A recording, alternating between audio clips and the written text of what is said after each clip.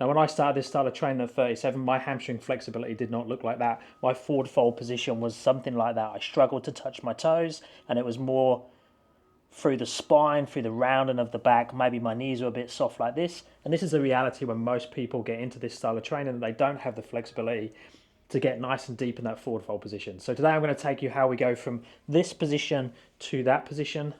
Now, before we start going through the exercises, let's first assess where you're at. Now, the best way of doing it is to use two methods. So we want to use a target. So I'm going to use a yoga block, but you could use a bunch of books or something like that. I'm just going to place it down on the floor. I'm going to lock the knees backwards, and I'm just going to go with fingertips and see if I can touch the block. If I can touch the block, then perfect. There's my measurement. If I can go lower, I'll turn it over. But if I can't touch, I know that that is my measurement where I'm at. Now, if you already can go fingertips to the floor, you could try and get palms to floor, or you could elevate the feet on something and then like you're working to a deficit and see if you can get fingertips to touch the floor. Then you just change the height of the thing you're standing on to match your current flexibility. And then the other thing we want to do is test how far we can go down with a flat back. So I'm going to lock the knees backwards. I'm going to keep an arch in my low back, and I'm just going to see how deep I can go before I lose that curve in my low back. So you can see I can get quite deep now without going into a rounded position in the spine. Now, a good way to gauge this is to grab hold of your skin. So if you can get your skin there and then see how far you can go, keeping hold of your skin. As soon as you start to round your back, the skin will pop out of your hand, so you know it's roughly there. But also just videoing from the side, you'll see where you start to lose that and start to round through the spine. So then you'll have two measurements. You'll have that, how far can you go with the knees locked backwards and the spine flat, then how low you can go to that target. Once we have that information, we can start to decide on what exercises are going to be best for you to start to open up your forward fold position. Now, if you're someone who's very, very tight, what you'll find is that most of your movement is coming from your back, not from your hamstrings. We need to be careful with this, because all we're doing is teaching our body to round through the spine to try and get our hands lower instead of lengthening through the hamstrings, lengthening through the spine. So if you are someone that tends to round through the spine instead of getting it through the hamstrings, then we need to take that aspect out of it and isolate the hamstrings more. Now, the cool thing with this one is it's very safe. So it's really good even if you've got like a slight bulging disc, or you've had spinal pathologies or something in the past and you need to be careful with rounding your back. This one will keep it very flat and it will focus just on the hamstrings and the calves. So if I put my leg up like this with the knee locked backwards and make sure both butt cheeks are on the floor, I can lay in this position. Now you can see the spine is totally flat and I can feel the stretch in the hamstrings. If I can't get into that position, my butt's off the floor and I look like this, I need to move further away from the post or from the wall that I'm using, and I need to make sure that this leg can go flat. So a doorway works really well. So just find the point where you can straighten that, you feel the stretch in the hamstring, but the back is totally flat on the floor. And then as you progress, you can go closer and closer, and you know you're doing well when you can get all the way to the wall, which tells us we're at 90 degrees. But don't forget the other leg and do the same on the other side. Now, because this one is very low intensity and low risk, we can do it every day and we can do it for long durations. You can basically sit here and be on your phone or have a little sleep. Now, similar to that is the standing version. So you put your foot up on the box, onto a chair or something like that, lock the knee backwards, make sure the hips are facing forwards. And now with a flat back, I can just hold there. If I want to increase the stretch, I can start to lean forwards. Again, I'm focusing on not rounding the back and I'm just winding up the calf and the hamstring. Now, you do have an option with both of those, is that you could loop a band or a towel over the foot and pull the foot back towards you. This is going to really wind up the calf as well and make the movement a lot more intense. You can do that on the floor version with the foot up against the wall. And I can also use that version on the floor and not use the wall or the post, and I can just hang out in that position. It's not quite as good as the wall version because I do have to be a little bit more active with this one, but it's cool if you don't have anywhere to put your foot up against. So next progression is going to go into the lunge position. I'm going to straighten and lock out that front knee. So I'm in this position, and then to wind up the stretch, I'm just going to start to lean forwards. I can start with hands on the shin or hands on the knee, then see if I can get fingertips to the floor. Be careful of that rounding of the spine, trying to keep it straighter. Then palms to the floor, and then if I have it, I can start to walk the hands further forwards. Now I'm trying to take the head towards the toes, so lengthen the spine as I come down, not bring the head towards the knee, because that's going to promote that rounded spine. We want the opposite, we need lengthening in the spine. So you can see this one is a little bit more challenging compared to the other two, because now the spine will tend to round and get more involved compared to the others. And then once you get to that stage, we can start integrating the spine into the movement. Now the spine is actually going to help us with our forward fold position. So if you think a deep forward fold position, it's actually got lengthening of the spine. So from the hip to the elbow or hip to the hands is one line, and then the other line is hip all the way to the feet. So put those both lines together, we want to have a forward fold position that mates. So the torso and the legs become one at the bottom. If I have a gap here, so this gap is potential that we can close and lengthen. And notice that is coming more from the spine when you're more flexible, not just the hamstrings and the calves. And the Jefferson curl is a great exercise that teaches us that spinal articulation and spinal lengthening, as well as lengthening the hamstrings and the calves. So we go into a shoulder width position with the feet. So we create lots of space. I'm soft through the knees, and then I'm going to take the chin to the chest, roll down through the upper back, through the mid back, through the low back, and then once I get here, I'm going to lock the knees backwards, and now it's about lengthening down as much as I can towards the floor.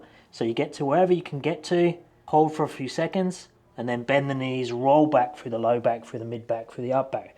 So I think we're going through each segment of the spine at a time, and over the repetitions, the weeks, the months, you'll find you get more and more movement for your spine that's not only going to articulate and round better, both through flexion and extension, but also through lengthening. And if you get to the point where you can touch the floor at the bottom, I'd recommend doing the same thing, but elevating the feet. So now when I roll down, lock the knees backwards, and continue past the feet, I can keep going. There's nothing stopping me.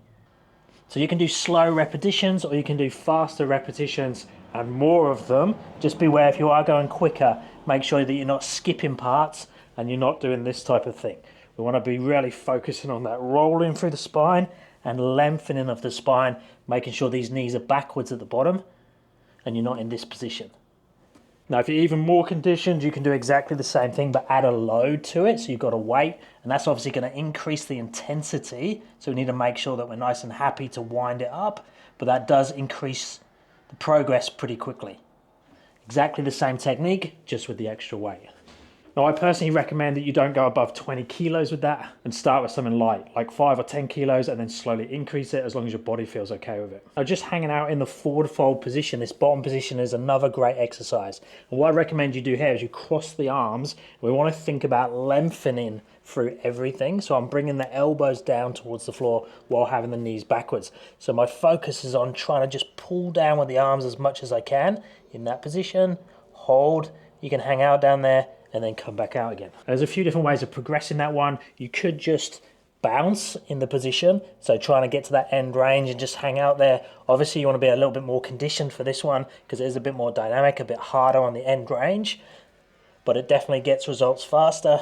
If you want to be super nasty, we can wind up the calves as well. So this does become a little bit nervy, but it's fantastic for getting more range if you hit a bit of a block. So wind that up first, lock the knees backwards, go down very slow with this to start with. Explore that position. You could hold on to something, you can pull down, you can bend one knee at a time. Slowly get comfortable with this. It can be done single leg as well. And then as you get more and more used to it, you can start to pull and hold in that position. And then over time, you can even add bounces. And if you really want to wind up the intensity, is add the barbell across the arms. So it's really pulling down through the lats, and then you bounce in that position or just hold down there. And this one's really good for the more advanced. Another technique is to use the bent leg position to get into a deep position. So what I'm going to do is I'm going to create contact between my torso and my upper legs, and I'm going to hug my legs. So now I'm in this position. So I'm not going to let my chest come off my thighs as I start to straighten. And then the goal is to straighten all the way without this happening. So I'm making sure that there's contact there all the way. Now if I can straighten the legs fully and it's not too bad, I can wind it up even more by holding lower. So if I hold down at my ankles now, exactly the same thing. Pull my head down, keep the contact there as I straighten. That's super nasty, but really good. Another variation of that is to use the step or a bench that has some holes, has some ledges that I can grab hold of. Do exactly the same thing. So now make contact, stick your fingers in the hole and straighten the legs as much as you can in that position. If it's easy, you can hold down lower. Exactly the same thing. And then similar to that, but using the wall instead of hugging, is to squish yourself between the wall and your legs. So to get into it, look, I'm coming from the side, bending the knees, getting as deep as I can, and then straightening the legs. If it's easy, I can pull myself even deeper and hold in that position. Now obviously the closer you are to the wall and the deeper you pull yourself down, the harder it's going to be. Now with this one, just make sure that your back is on the wall and not your head. If your head's on the wall, you're not quite flexible for this one yet, because it's more than likely going to hurt your neck. So you need to work out which level is best for you. You need to pick maybe 1 or 2 exercises and just be very consistent on them until you're ready for that upgrade to that next level. If you are someone that likes to use the spine because your hamstrings are super tight at the moment, start with those easier ones. Don't risk injury. Consistency is very key. When I started at 37, I struggled to touch my toes, but I really wanted that press handstand. And press handstand is so much easier when we have better flexibility. So I use that as a driver to be consistent, and I stretch my hamstrings on a daily basis. I'm now 48 or about to turn 48 and still stretch and use that hamstring flexibility on a daily basis. Let me know down below if you have any questions of this one. Check out my app and website if you're interested in coaching, and I'll speak to you in the next one. Thanks guys.